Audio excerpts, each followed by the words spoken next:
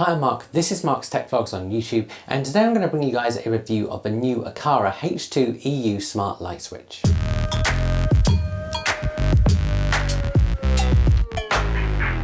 Now, if you want to make lights in your home smart, there are a couple of ways you can do this. Firstly, you can replace your existing light bulbs with smart bulbs, or secondly, you can get a smart light switch. And generally, I have always gone for the former option of just making my bulbs smart.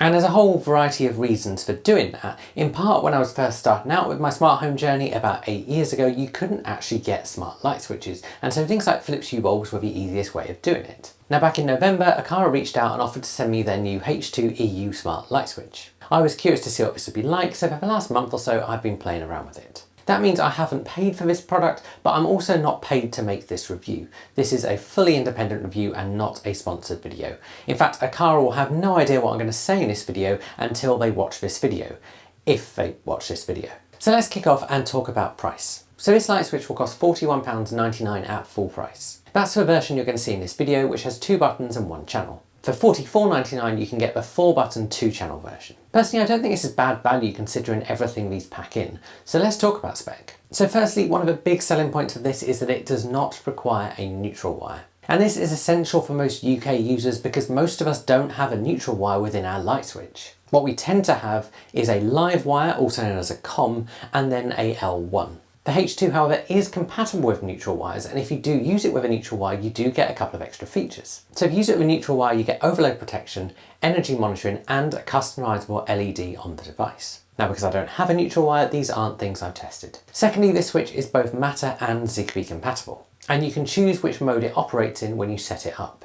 If you use it in Zigbee mode, you can also stop that top button actually being a light switch. That means pressing it won't cut off power to your light. This is perfect if you want to use it with a smart bulb.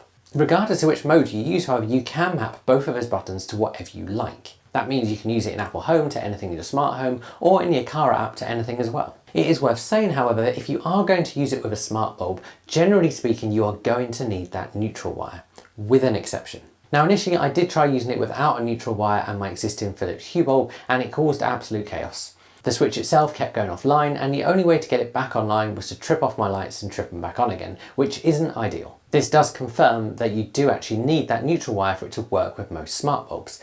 However, Aqara have just launched their own smart bulb, the T2, and this works fine with it. The review for that smart bulb, which is a coloured smart bulb, is coming out on this channel soon. Subscribe if you want to see that first. But of course, with a smart switch like this, you might just want to use a regular light bulb. It's entirely up to you. Personally, I like the smart bulbs with it because it gives me extra control on brightness and colours. Continuing with spec, as this is Matter compatible, it works with Apple Home, Home Assistant, SmartThings, Google and Amazon Alexa. Even in Zigbee mode, it still works with many of those if you use it with an Aqara hub, which is what I've been doing. That means that I've been able to access the 2 buttons in this via my Apple Home app. You'll also get an extra device exposed which represents the power to the switch. That means even if you stop the power being triggered by that top button via the app in Zigbee mode, you can still turn off the power in the Apple Home app. You can also do that in the Aqara app even if you separated that functionality. And by default, as I said, that top button on this device turns off the power, but you can decouple that in Zigbee mode, which is what I've done. That's because it works better that way for smart bulbs. If you do use a neutral wire and energy monitoring, you can access that data via the Aqara app. So let's talk about design. So this switch has a nice white modern design with a sort of white matte finish. It has an LED light behind each of those buttons, so one at the top and one at the bottom. The top one is pretty much always on. Pushing the top of this device is one button and pushing the bottom is another, sort of like an up-down rocker.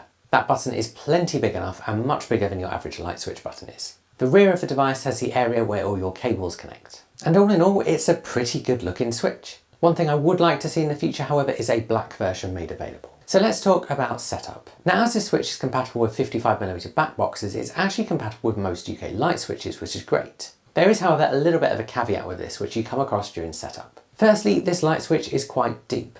That means your back box is going to need to have around 45mm of depth.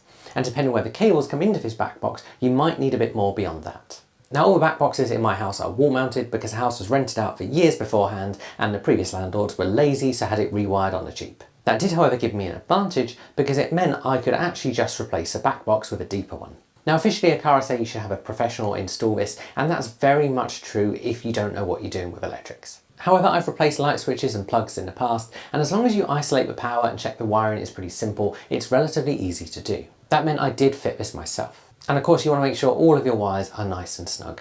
And as I said, if you don't know what you're doing, get a professional to do it. The trickier thing for UK users is when it comes to actually mounting the device. And that's because the screw holes in our back boxes tend to be set back a little bit and not level with the front of the box. That means the official Aqara instructions of taking a whole switch apart, screwing it on and reattaching everything just doesn't work. That's because if you screw the back metal plate of this device into your light switch, it's too far back for the front to fit on. The trick here is to actually add the screws into your back box before you actually install the fitting itself. And what you want to do is you want to make sure that they end up so they are level with the front of the box.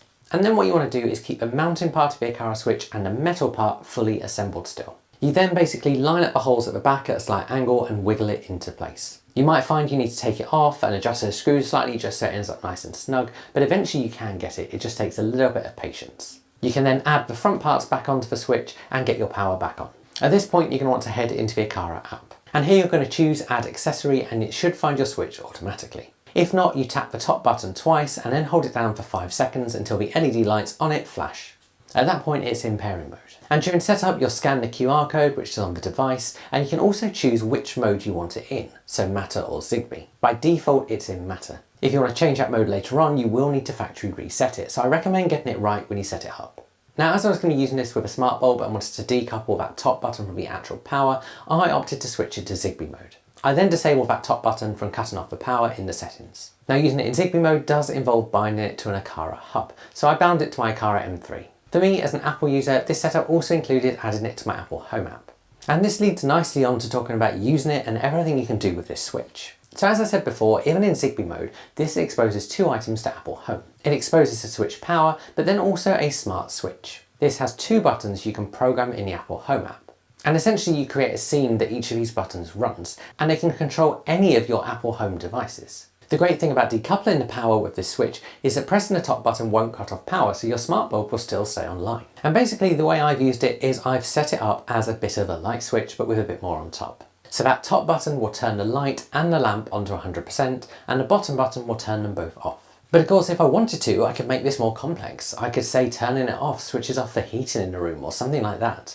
I could even go into a Siri shortcut and nest things and say, well, if the temperature's below a certain level, turn on the heating. The kind of possibilities you can do with this via Apple Home are pretty much limited to what you've got in your Apple Home app. This makes this a really flexible piece of kit. In the Aqara app, you can also run automations based on these buttons. As I said, it's also in the Aqara app, you stop that top button actually cutting off the power. You can also set things like what happens when there's a power cut and make sure the light doesn't come back on if it wasn't on beforehand. And there's a few other settings you can also tweak there. But what's this like to use? So once I started using this with the Aqara bulb rather than the Hue bulb that was causing chaos, it works well every single time. Now all of my automations for this switch are through Apple Home, and it typically responds within about a second, if not less. It's also not gone offline once since I changed the bulb either, which is fantastic. And really this switch is great if you want to have smart lighting around your house, but also have less tech-savvy family members. That's because they can still just use the switch, but you can also set all sorts of automations for it yourself as well. Things like making sure lights don't get left on when the last person leaves. And that applies whether you use this just as a switch with a normal bulb or with a smart bulb as well. But are there any downsides? The main downside, in my opinion, is the installation process for most UK users. And that's because whilst the shape of it is compatible with most of our back boxes, the installation process and where our screws are just makes it that bit more fiddly. If you're in mainland Europe, this is going to be much easier to install. The other downside is that without the neutral wire, it doesn't work with most smart bulbs. And as I said, my Philips Hue bulb caused absolute chaos. That being said, however, the new Aqara bulb is only about £22, so picking up that or just a cheap LED bulb to use instead isn't going to break the bank. And in using the Aqara bulb with this, it's been working great, and a review for that is coming out next week. But that's it for downsides, so let's talk about the verdict on this H2 EU switch. So Aqara have actually created a UK compatible smart switch that works well and doesn't require a neutral wire. In addition to that, it works well with a ton of third-party services, especially Apple Home, where you can map those buttons to do whatever you like. And if your light switch is just by the door, then actually having a smart button is a really useful way to turn it on, whilst maintaining smart controls for your phone and making sure it's in other automations around your house. If you do want to pick one up, I'll put a link below. That will take you to Amazon in whichever country you're in, and that is an affiliate link. That means if you do make a purchase with that link, I'll get a very small cut of what you spend at no cost to yourself. That just helps this channel out because this isn't my full-time job and I don't get paid for these reviews, and I never take sponsored videos because I want to make sure I can remain completely neutral. Wiring pun intended. If you've enjoyed this video, give it a like because that also helps this channel out. If you've got any questions, stick them below and I'll answer those for you. Subscribe if you want to see other videos when they first come out, and I'll see you guys again soon.